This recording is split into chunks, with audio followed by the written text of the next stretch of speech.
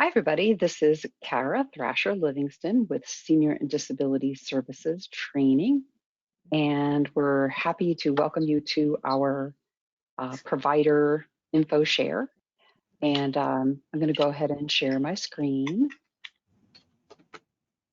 And you should be seeing not our invitation part, but the agenda for we can see a today. go-to meeting invitation, Kara. Yeah, that's okay. You're in one. You're here. You made it.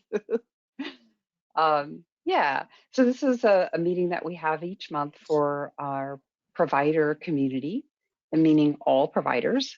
It would be all waiver providers and personal care services as well.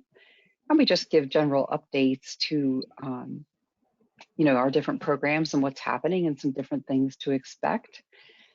So today, we'll introduce ourselves real quick here, and you should be able to see who else is in the webinar too on your attendee list.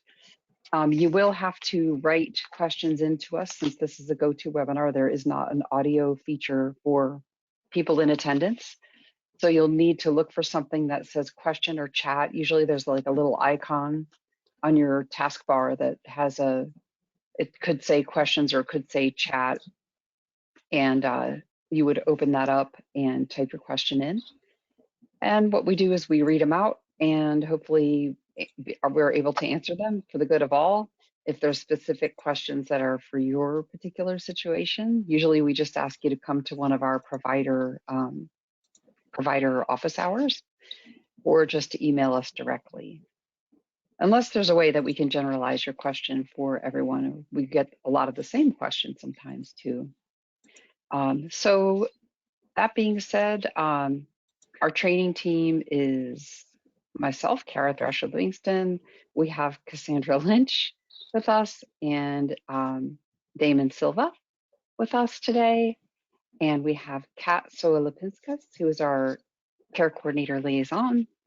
And I'm pleased to welcome Ricky Chapman from the Alaska Training Cooperative. She's first on our agenda. And we have just about 30 people in with us here today. So welcome to all. We'll be sure to send you handouts and things like that. Whatever it is that we display on the screen, we're happy to send it to you. Okay, so take it away, Ricky. Okay, good afternoon. Welcome everybody. Thank you for joining. This is pretty exciting. So my name is Ricky Chapman and I work for the Alaska Training Cooperative. My official title is Aging and Dementia Long-Term Care Disabilities Training Coordinator. And so what I do is I either create or find and gather and connect folks with training that pertains to aging and dementia, and disabilities as well, but long-term disabilities. So you thinking about your folks who have disabilities that are aging, they're getting up there in their late 50s and 60s. They actually may already start exhibiting some signs of dementia. You might think it's just different behavior, but it's probably signs of dementia. So I do training on the couple of trainings that I do hold in as live are the Alaska Core Competency Training, which a lot of you may have taken with me. This is a 6-part series. It is designed for the DSP in mind so that you guys don't have to actually take it all at once, right? So you can take some one month or take the rest the next month or the next session and pick those up. I do offer it every other month. Sometimes that gets changed around for people's needs. And it is possible that if you have a substantial group of staff that we could arrange a time for me to come into your agency and train there as well. I also offer Basic Concepts of Care Coordination, which is a collaborative training with SDS here, and it is designed to just introduce people to what a care coordinator is expected to know, the attitudes they're needing to have, and the skills that they might need for interaction, advocacy skills, things like that. I talk about some history of disability rights and disability advocacy as well. Let's see, so core concepts, basic concepts. I'm trying to, because we're doing the DSP project, so I'm a pilot, so I have some trainings that are specific for that are not yet open to the public.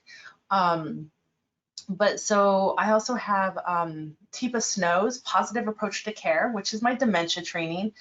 Currently, it's at a 2-day workshop. I am working on it right now to turn it into like a little bit of a series so that people, especially those who are working in assisted living homes, are able to just pick it up 1 or 2 hours, 1 to 1.5 hours max. Try to keep it short and sweet and get you in and out, get you some skills, and like on a lunch break type of thing.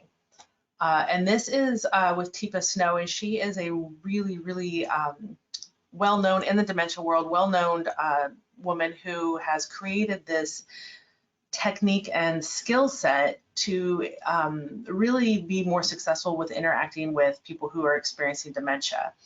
It is very dignity-based and very person-centered based. So it talks a lot about how to help the person who's experiencing dementia to live an easier life, so they're not as stressed out about things, how to approach in an appropriate way that doesn't trigger them into an episode or stressed out, or helping to redirect wandering, or even how to work with somebody who is stuck in that moment of time.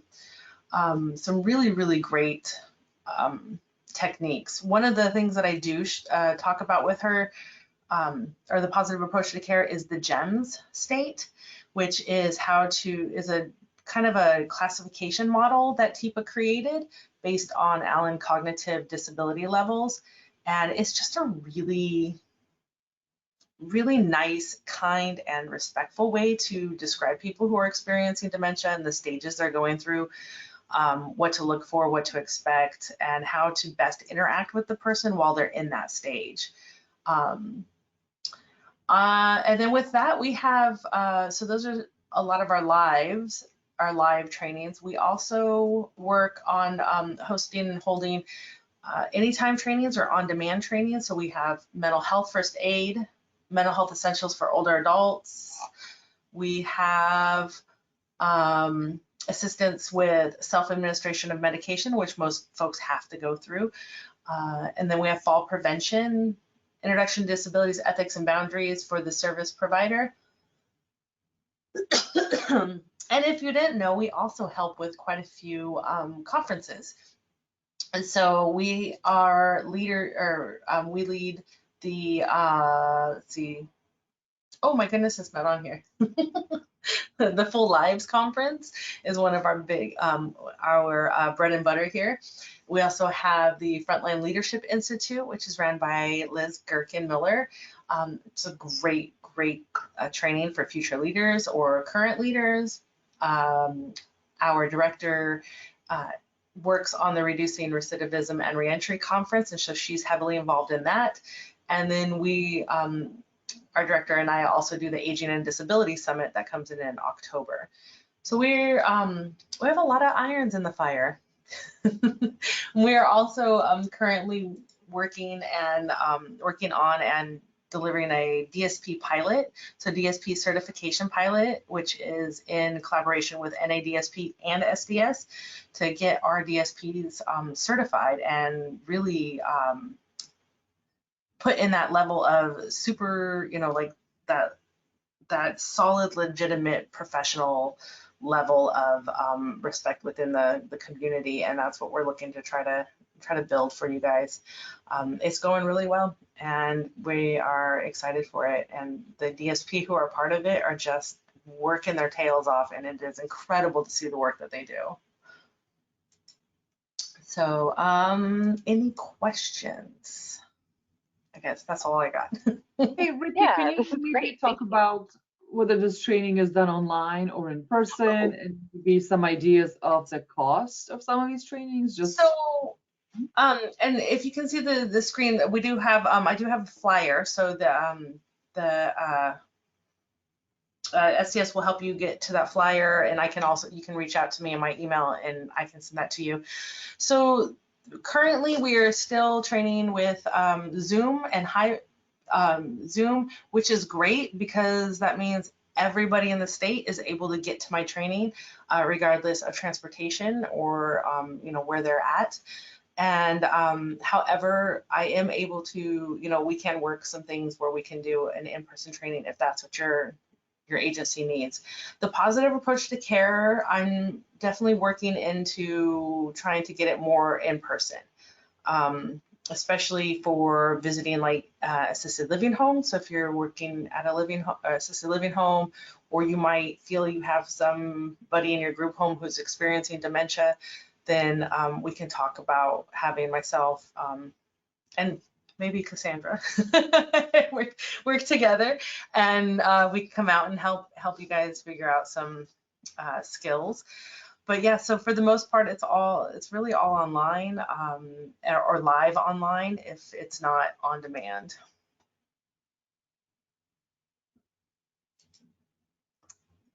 Yeah, and if you're on a device that can download a document, you can go to handouts in the webinar itself, and you can download this document. If not, don't worry about it. We'll email it to you. A lot of us are on a phone or something like that. It's not going to download a document. And some of us have tablets and things that don't have the particular format that it's looking for, so that it's made of, but no big deal. But yeah, thanks for talking about the positive approach to care. I'm really excited about that one, to help people get more skills in working with our population who experiences dementia, Alzheimer's disease, and related disorders. Mhm. Yes. Oh, and sorry, Kat said price. So the prices for the classes are listed on the flyer here. We're about $10 for a contact hour. However, if that is a financial hardship for you, then call us up and talk to us, and we can work something out. We are funded through the trust, so we do have some wiggle room to really help out with the workforce here. That's awesome. Thank you. You're welcome. So does anyone have any questions that you want to chat to us here? Just text them in about AKTC and the wonderful work they do. I know many of us were involved in Full Lives, and it's been fun for these many years to work together with AKTC. And of course, as Ricky explained, they do have some content that is required for some of our provider types, or actually for assistance with self-administration of medication, pretty much all of our provider types. Yeah, all right. Well, Ricky, you're welcome to hang out. Or if you need to take off, you can take off. Folks are just echoing the positive approach to care. It's very helpful and user-friendly. So folks have had a good experiences with that one. Yeah. It's great to have the support of AKTC to, to really work with our direct service staff and our other staff too that support them as they do the frontline leadership. I can definitely attest to the quality of that. It definitely helps with the career path, if you will, to get deeper into supporting systems of care. But with the heart, at the heart of it all is the direct provider, PCS or DSP. So it all kind of starts from there. Okay, awesome. Well, I'm going to go ahead and go back to our agenda. Just give me a sec to switch this around a little. Thank you, Ricky. All right, so just a few things that are updates here, and definitely give us your questions, text them in to us if we get to something that you need clarification on. As usual, there's a lot going on. Some of us may have already heard of these things and some of it may be new. So no worries, all your questions are welcome. Okay, so SDS has developed in collaboration with care coordinators a short support plan form. And this is a shorter form that can be used for the 2 renewal years between a full support plan years, as long as there aren't any changes requested during those years. No change of provider, services, or amounts. The person needs to have a full support plan that the care coordinator would have made in Harmony at some point in the last 2 years. So if a person's previous 2 approved plans were Appendix K short support plans, which were developed to help meet needs during the COVID public health emergency, there will still need to be a full support plan put into Harmony, submitted and approved before the short support plan can be used in the future years. And we do have a renewal short form video, a training video on our YouTube channel. We'll also be posting, of course, a recording of this meeting on our YouTube channel as well. So you could share that link when we send it out to you. And just so our provider base is aware that you might see or observe a different practice all around the short support plan. Okay, so that is an actual plan under these circumstances. And really quickly, Kara, this is now. You might be seeing those now because this is in effect for plans with a start date of July 1st or after. So you might already have seen those kind of a couple of page support plans that are different than the AppK, but have kind of similar level of information in them. So yeah, you are correct, absolutely. So I haven't gotten questions here about the short form yet from providers. We're hoping that the word is out so people don't feel like it's super unfamiliar, that now that they're seeing them, or if they haven't seen one yet. So speaking of the Appendix K short support plan and Uni 03 amendment form, the Appendix K short support plan form will be retired as of June 30th and won't be accepted after that date. On the same day, SDS will also retire the Uni 03 support plan or plan of care amendment for all waivers. So changes to a support plan that require the support plan to be amended need to go through the amended support plan process in Harmony. Okay, so those forms don't really have a use anymore after that date.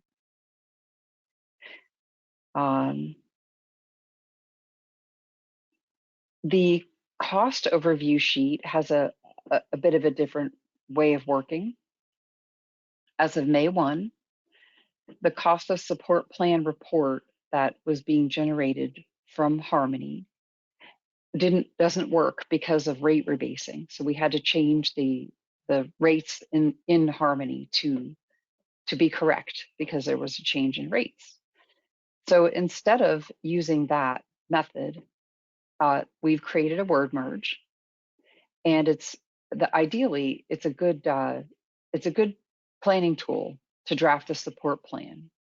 It's not required to be submitted with the support plan. So here's the overall concept behind that, is that the cost sheet is more like a cost estimate or a unit estimate where the person is planning their year. So they're expecting to use a certain number of units throughout their plan year. It's not a summary or an order for those units or something carved in stone that can't be changed with an amendment. It's a projection. So it provides basic information about the requested costs. So what's happening instead is a word merge will be available for planning purposes, and teams can use it like that, and a care coordinator can generate that. It's not required to be submitted, so a final copy of the cost support plan overview is included with an approved plan that a care coordinator circulates to the team. So that means that SDS has looked through the whole plan, and there's a final copy created of the cost of support plan, and that comes at the end of the process, which is with the approved plan. So there will still be that document, but it comes at a different time. And if you think about it, it makes sense because that's what's approved. Okay, this overview is based on the most recent approved service rates. So rates change they can change and they'll change again. Once they go up and they become final, they'll get changed again at some point. So the rate a service is reimbursed is based on the date of the service and the location of the service provider. Okay, we do have a rate website, which we did put the link here, and you're able to check that out. It's been there, it's a publicly available information. Okay, a couple questions here. We're seeing estimates included with approved plans, not cost of the support plan overviews. Which should we expect to see? You should expect to see, go ahead. Did Oh, somebody no, want to you're chime fine. in? Yeah, you should expect to see those new estimated ones. As of May 1st, care coordinators cannot create the cost of the support plan overview Right. as what they look like before. They can't create them. And then the same with the Excel versions, the Uni 14s, those have been retired for a while now. I know some people kind of use them as a planning tool, but you should really be seeing the newest version, which is the estimated plan. But and also, again, those are not required to be submitted to us. So care coordinators use them as a planning tool when meeting with teams. But the one that you really need to be looking for is the one that comes with the approved support plan from the care coordinator. That's the version that has everybody's signatures, including the SDS's reviewer's signature. Okay. For the approved question. Yeah. The question says, with approved plans, is SDS not generating the cost of support plan overviews? My best answer is yes, they are generating that. So you should be seeing the cost of support plan overview, the final copy. It shouldn't say estimate on it. So if you have an example or something like that that you want to come bring to us with provider office hour or something like that, you can do that. It's every Thursday if it's still not clear, but you should be seeing the final cost overview, cost of support plan overview. Now remember, that's not, the cost of the support plan is still, it remains an estimate, because when time goes on, the person receives however many units they receive. So they may be, out sick, or they may not have staff, or they might have other reasons why a unit is not delivered or units are not delivered. So the final actual costs of it or actual reimbursement of it is a completely different story. It's still a projection at this point, but it's a sheet that tells you of all the approved units.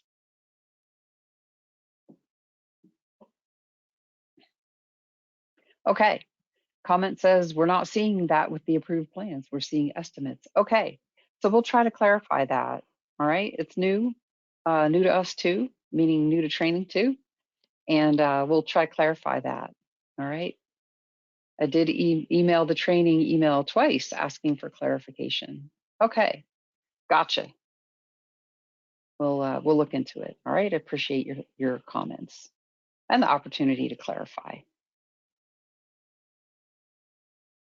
Okay, the SDS Training Academy is still alive and kicking. Of course, it's new. We have almost 700 users now, 700 people enrolled in it or registered in it. This is our online training website. Everyone in this meeting is welcome to register and become a learner in that system if you are not already. We'll be adding trainings as we go. We do have a new training for all providers, which is about certification, new rules regarding certification, specifically renewal periods and strategies for making a complete renewal packet. In very, very briefly, renewal periods are now subject to the quality of the renewal packet, application packet, and the performance of the provider, being a provider in good standing throughout the certification period. So instead of certifying or recertifying every 2 years, you have the opportunity to now recertify up to every 4 years, depending on the quality of the packet and the performance of the provider. So what we do in this training is try to give you hints and tips on how to be that provider who can have a certification every 4 years instead of every 2. And we do have our provider office hours Zoom every Thursday from 3 to 4. That is a different format than this one. This is a go-to meeting, but a Zoom is what I'm sure you're accustomed to doing Zooms.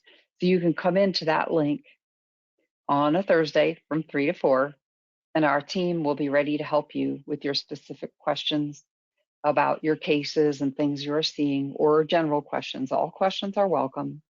We do have the capability to use encrypted breakout rooms so that if you need to address private health information for a specific case, we can help you with that. We just have to make sure we have you join a breakout room with some of our staff. Question says, how will we be informed if we don't have to recertify every 2 years? The certification unit will notify you when they review your packet. You'll get the results that your certification is approved, and you'll have wording that tells you when you need to reapply. So think about it, though. I want you to know that if you are recertifying 2 years or more, you still have to have certain trainings and things done on schedule. So it doesn't mean that you do not have to have critical incident reporting training for you and your staff every 2 years. It does not mean that. It means that you'll be having them do that and hold on to the certificate for them for 4 years. So you'll be turning this in. If you have a staff for 4 years, you'll have 2 certificates for them that you'll turn in, or an evidence that you'll turn in.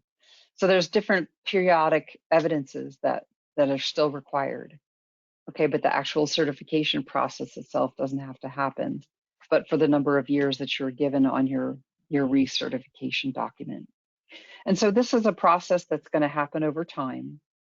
It doesn't, not everybody was up for certification tomorrow or even recently when this was changed. So, if you're listening to me and you're thinking, I'm not going to have to recertify, I'm going to put that off. That is not what I'm saying. It's starting its first cycle now. So you need to recertify when you expected to recertify. Then you'll get notice about a further recert period for you if it applies to you. Okay, so I don't want you to, not be thinking about recertification if you should be at this point in time. Other questions about any of these topics? Provider office hours, certification, cost of support plan. And is there not certification training now available in the academy, Carol? There is, yes. Go to the academy. If you're not already in it, you go to the main link, right? This one, and you make yourself a username and password. If you're already in it, just go to it. Go on into the academy, and you will see the new training about provider certification. It is open to all. It's available to everybody. You don't have to get registered for it. You're just going to see it, and you can finish it there.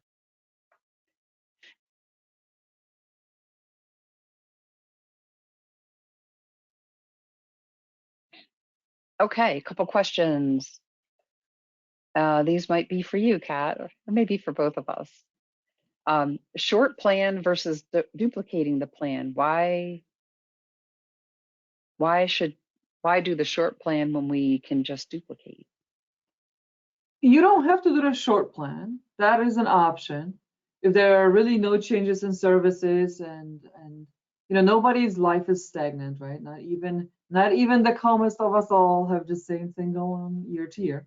But if there's really no major changes and the team agrees that the short support plan is probably the best way to go, and that is really the person and the guardian who are driving this.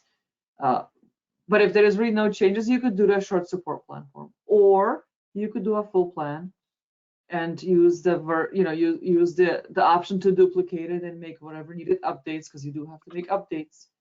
Can't submit the same plan again. And so you can make updates and you could duplicate it and submit that. So that is really up for discussion with the team, and so you guys could figure out which is the best option to do. So you could do either one. I think we're seeing a lot more full support plans because it's been a while since there were a lot of updates done. With COVID and upcase, there's been a lot of upcase submitted for a person 3 years now. So I think we're seeing more full support plans because everybody feels it's needed to have some, information updated and more current and contemporaneous to what it has been. So, but you have the option of doing either. You don't have to do this short support plan.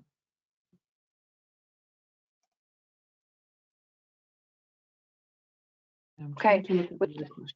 Oh, go ahead. Sorry. Good one. With the new short forms, should providers still be prepared to provide goal progress summaries? So this has been coming up a lot recently regarding progress towards goals and objectives. And it is in the COPS that the provider should provide that, and care coordinators should monitor for that. And it doesn't say only once a year. It doesn't say only at renewal you have to do that, right? So as a care coordinators need to know what's going on, and they should be monitoring that. And providers should also be monitoring what's going on, so that you know how many units the person's using or the provider's providing, or your employees billing for. So you're not required to submit that with the short support plan form, but you should still have that, or at least review it before you submit it. Because what if there's some changes in how the person is meeting their goals or not meeting their goals? And maybe looking at that progress, you're going to determine that maybe the short support plan is not the best way. Maybe we need to make some adjustments to the services and submit that to SDS. If you're changing goals and objectives, you don't have to let SDS know that. That's not a requirement for an amendment or a full plan. But if everybody feels that their services need to be changed, or there's other adjustments that need to be made, then you will need to include the progress towards goals and objectives. But it's not required to submit it with a short support plan form, but you should, as a care coordinator, and you guys are going to still have a team meeting, a planning team meeting before. You should still probably, best practice, right? Review the progress just to see if there are adjustments that need to be made to the services or any other part of the support plan for the person. I don't know if you wanted to add anything, Kara. Oh, you got it. I think it's great. More options, and really just trying to make different tools available that are acceptable, depending on whatever's going on with the person. Short plan is there, but it's not required. And we should be reviewing progress overall anyway. A provider should do that. Care coordinator should do that, of course, with their monthly contacts. It helps make sure the service is relevant to the person, remains relevant to them, and changes as they need that. And we encourage it not to only be done once a year. It's not it's not like you have to do it monthly, quarterly. There's no set time frames on that, but it really should not be done once a year, because I think when that happens is where we see all of the issues with kind of utilization come up, or with this is not the goal they've been working on this whole time, even though that's what everybody else thought they were working on. So it's important to review it on a regular basis. I'm just gonna say. It's a good point, because if we change goals and objectives, we want to make sure that everybody knows, especially the provider who's doing the work, the DSP, because they're going to be documenting to that. So, we want to make sure that they have documented services correctly, offering the current goals and objectives. And we have that on file with our case file as a care coordinator and at the agency, so that, you know, in the event that they have an audit regarding whatever, and they're, you know, they pull records of their direct service, that there's some kind of a trail to follow. The point of it being that the person, you know, can change their goals at any time during a support plan year. They're not, you know, bound to just work on the same thing. If they're done with it, then they're done with it. If they want to pursue something new, they can pursue something new. It's just, there is a compliance piece of that. So communicating with each other is all part of the work as well. And people do get, it's easy to get stuck in goals and objectives that are old. You know, if we're not diligent about that, and, you know, touching bases with providers regularly and care coordinators. Okay. Any other thoughts or questions at this time?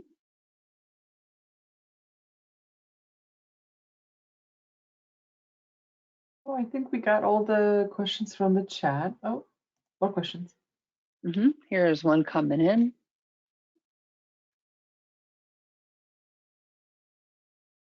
Let's see. After using a short form and completing a full plan, do we need to include a summary for those goals that were discontinued or changed during those years? If we do a short form for 23-24 and 24-25, then in 25-26, we do a full plan, do we need to include the summary for 2023 and 2024? That's a great question, and I'm not even thinking that far ahead. But I don't think you do. I don't think, if you want to, you can, I think a brief summary would be fine, but I don't think it needs to be super detailed, because now we're going back a couple of years on that. But if the last support plan was a short form and now a full plan is being done, I think the progress will need to be included on that full plan, because that is a part of the full plan. And that plan will be noted as incomplete if it doesn't have progress towards goals and objectives. Yeah, the concept here is like for continuity of care. Okay, it's really not about, you know, well, don't do it then and do it now and not now and things like that. We're not, you know, waving a shortcut flag. It's really for continuity of care to the person. It can be a brief summary. It can be something so somebody understands. I mean, you may not be the care coordinator or the provider for that person in that coming year, right? Maybe they pick somebody else. But there should be a way for whoever's working with that person to understand what has gone on with the person over the last couple of years. Have they changed? Has their needs changed? What did they express? What did they, you know, how do they engage with services? So it's important, because it's easy to lose track of that in the history of a person. And when we end up serving people for years and years and years, you know, the details of life and how they react to supports and how they participate in supports is incredibly important and shouldn't be boiled down to just what we can just sort of glean from, you know, like an incomplete record. So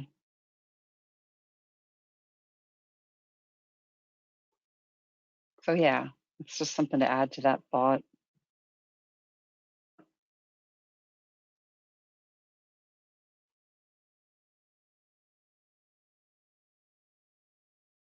Okay, other thoughts and questions? We don't have to stay in the session the whole time until the top of the hour. It's up to you. If you're filled with questions, please give them to us here, or plan on coming to our office hour, because we love to see you there too.